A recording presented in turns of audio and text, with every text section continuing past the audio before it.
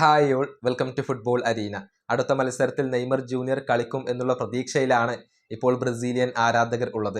സ്കോട്ട്ലാൻഡിനെതിരെ നടക്കുന്ന മത്സരത്തിൽ Neymar available ആയിരിക്കും എന്നുള്ള കാര്യം കാർലോ ആഞ്ചലോട്ടി പറഞ്ഞിട്ടുണ്ട്. പക്ഷേ അദ്ദേഹത്തെ കളിപ്പിക്കുമോ എന്നുള്ള കാര്യത്തിൽ ഇനിയും വ്യക്തതകൾ വരേണ്ടതുണ്ട്. ഏതായാലും ബ്രസീലിയൻ ഇതിഹാസമായ റൊമാരിയോ ഇപ്പോൾ നെയ്മർ ജൂനിയറെ കുറിച്ച് സംസാരിച്ചിട്ടുണ്ട്. അതായത് നെയ്മർ ഇപ്പോൾ നല്ല രൂപത്തിൽ ട്രെയിനിങ് നടത്തുന്നുണ്ട്. ആഞ്ചലോട്ടി എങ്ങനെയാണ് അദ്ദേഹത്തെ കളിപ്പിക്കുക എന്നുള്ളത് വ്യക്തമല്ല. പക്ഷെ അടുത്ത മത്സരത്തിൽ നെയ്മർ ജൂനിയർ സ്റ്റാർട്ടിംഗ് 11-ൽ തന്നെ ഉണ്ടായിരിക്കാനാണ് ഞാൻ ഇഷ്ടപ്പെടുന്നത്, അതാണ് നല്ലത് എന്നൊക്കെയാണ് റൊമാരിയോ ഇപ്പോൾ പറഞ്ഞിട്ടുള്ളത്. അദ്ദേഹത്തിന്റെ വാക്കുകൾ ഇങ്ങനെയാണ്: നെയ്മർ ജൂനിയർ ഇപ്പോൾ പരിക്കിൽ നിന്ന് മുക്തനായിക്കൊണ്ട് തിരിച്ചെത്തുകയാണ്.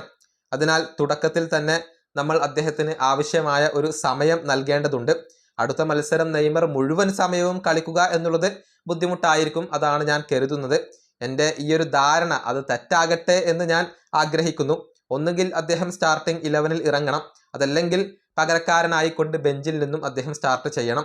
അദ്ദേഹം നന്നായി ട്രെയിനിങ് ചെയ്യുന്നത് ഞാൻ കണ്ടു. മത്സരത്തിൽ അദ്ദേഹം സ്റ്റാർട്ട് ചെയ്യുന്നതാണ് ഏറ്റവും നല്ലത് എന്നാണ് ഞാൻ കരുതുന്നത്. 10-ാം നമ്പർ ജേഴ്സിയിൽ നെയ്മർ ജൂനിയർ സ്റ്റാർട്ടിംഗ് 11-ൽ കളം നിറയുന്നത് കാണാൻ കഴിഞ്ഞാൽ ഞാൻ ഏറെ ഹാപ്പി ആയിരിക്കും. ഇതാണ് റൊമാരിയോ പറഞ്ഞിട്ടുള്ളത്.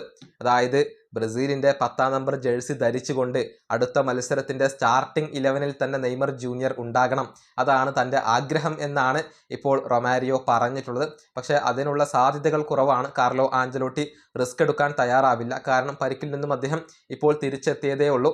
അതുകൊണ്ട് തന്നെ ആഞ്ചലോട്ടി അദ്ദേഹത്തെ കളിപ്പിക്കുകയാണെങ്കിൽ മത്സരത്തിന്റെ അവസാനത്തെ ഒരു 10-15 മിനിറ്റ് മാത്രമായിരിക്കും നെയ്മർ ജൂനിയറെ ഉപയോഗപ്പെടുത്തുക എന്നാണ് ഇപ്പോൾ പൊതുവിൽ പ്രതീക്ഷിക്കപ്പെടുന്നത്. ഈ വീഡിയോ അവസാനിപ്പിക്കുന്നു. അടുത്തൊരു വീണ്ടും കാണാം.